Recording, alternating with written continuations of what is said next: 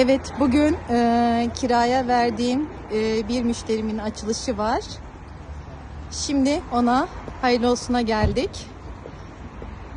Merhabalar Bekir Bey, hayırlı Merhaba olsun. Fatma Hanım, çok teşekkür ederim. Sağ olun, hoş geldiniz. Hoş bulduk. Bekir Bey, müşterimiz olarak sizden kısa bir görüş bilgisi alabilir misiniz? Süreciniz nasıl geçti bizimle? Sürecimiz Memnun çok- kaldınız mı? Şöyle söyleyeyim, sürecimiz çok rahat geçti. Fatma Hanım bize her konuda destek oldu. Gerek iş yerin işleyişinden, kiralardan vesaire birçok konuda bilgilendirdi. Aynı zamanda da Çok işte teşekkür reklamda ediyorum. birçok şeyde de destekçimiz oldu. Çok teşekkür ederiz, her zaman bekleriz. Biz de size teşekkür ediyoruz. Hayırlı olsun. İçeriye şöyle bir girelim.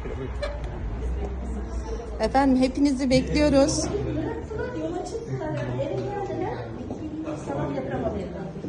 Anne sen de mi buradasın? Ben de burada biz annesi Oo. diyor olur mu canım?